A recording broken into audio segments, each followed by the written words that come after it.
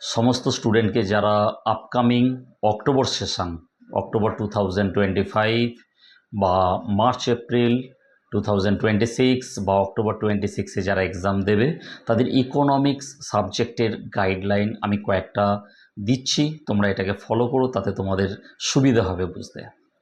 সামনে যে এক্সামটা আছে এই 17 নভেম্বর 2025 ইকোনমিক্সের এক্সাম, এই এক্সামে কোশ্চিন কীরকম আসবে, কটা কোশ্চিন আসবে, কততে পাস, এই সব বিষয়গুলো এখানে আলোচনায় থাকবে। প্রথমে বলে দিই, নাম্বার অফ কোশ্চিন আসবে 50, অর্থাৎ 50টা কোশ্চিন আমাকে অ্যাটেন্ড করতে হবে। এই 50টা কোশ্চিন অ্যাটেন্ড, তার জন্য টোটাল অ্যালোটেড আছে 100 মার্কস।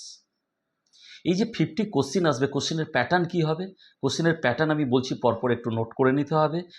এমসিকিউ থাকবে টোটাল নাম্বার অফ কোশ্চিন 20, অর্থাৎ 20টা এমসিকিউ হয়ে গেল, তার জন্য আমি পেয়ে যাচ্ছি 20 মার্কস। শর্ট কোশ্চিন থাকছে 2 মার্কস করে, 15 নাম্বার অফ কোশ্চিন, সেখানে হয়ে যাচ্ছে 30 মার্কস টোটাল।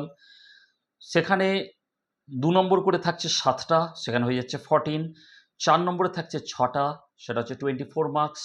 6 নম্বরে থাকছে 2টো, সেটা হচ্ছে 12 মার্কস। অর্থাৎ কোশ্চেনে যদি সিরিয়াল নাম্বার আমরা ডিসকাস করি, serial number 1 to 20 MCQ base, 21 to 35 serial number objective base, 36 to 42 short answer, 43 to 48 long answer যেটা 4 মার্কস, 49 to 50 এটা লং অ্যান্সার যেটা 6 মার্কস করে।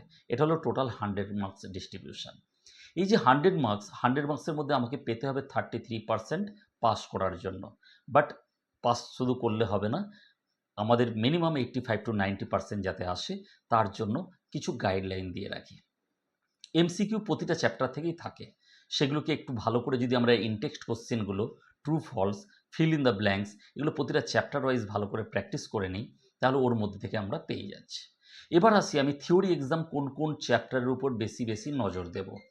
সেখানে আমরা দেখব যে থিওরি চ্যাপ্টার, এখানে ফোকাস করব আমরা চ্যাপ্টার 8, 9, 10, 11, এই চ্যাপ্টারের উপর বেশি আমরা ফোকাস দেব, কারণ ওখানে নিউমেরিক্যাল পার্ট অর্থাৎ স্ট্যাটিস্টিক্সের পার্টগুলো রয়েছে এটার মধ্যে।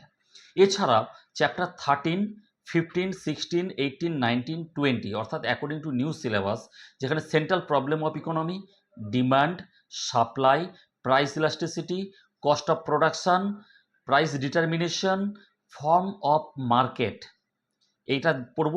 ন্যাশনাল ইনকামটা অবশ্যই পড়ব, এবং national income and related aggregates এটা অবশ্যই দেখব, তার সঙ্গে গভর্নমেন্ট বাজেট।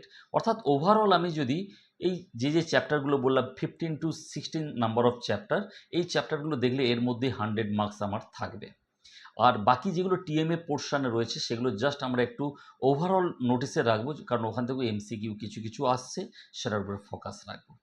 প্রতিটা স্টুডেন্টকে অল দ্য বেস্ট, ভালো করে পরীক্ষা দেবে, কোনো কোশ্চিন ছেড়ে আসবে না, এবং প্রতিটা কোশ্চিন অ্যাটেন্ড করবে, এবং হাতে ঘড়ির টাইম নিয়ে, অর্থাৎ 1 ঘন্টার মধ্যে 35 কোশ্চিন অ্যাটেন্ড অবশ্যই যেন থাকে, কারণ লাস্টে 5 to 10 মিনিটস অ্যান্সার স্ক্রিপ্টগুলো ভালো করে দেখে নেবে, এবং অ্যাটেন্ডেন্সে যে ইনভিজিলেটর আছেন ওখানে সাইন হয়েছে কিনা বা নিজের অ্যান্সার শিটে সাইন হচ্ছে কিনা এটা অবশ্যই, অর্থাৎ কেয়ারফুলি এটাকে দেখে নিও। ওকে, থ্যাংক ইউ।